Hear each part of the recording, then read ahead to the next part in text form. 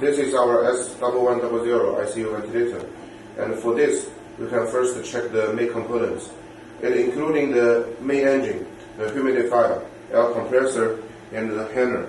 Also, we have the reusable pipeline for adults and also for children. If you want to use for neonatal, also we have the spare parts for you.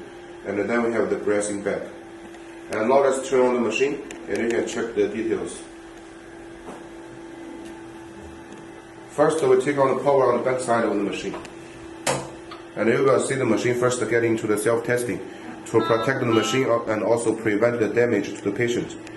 In the standby interface, you can see there are two choices. First one is for the adult, and the second one is for children and neonatal. Once we press the rotate button, and we can see we can do the ventilation mode choosing first.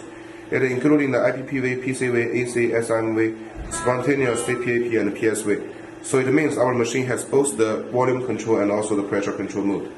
You can use for different patients. And then under each of the ventilation mode, we can choose for different details like the total volume, frequency, and IE ratio. Then once we confirm, we will get into the main interface. On the main interface, we have totally 4 parts. On the above side here is for the alarming area, and the alarming area is separated into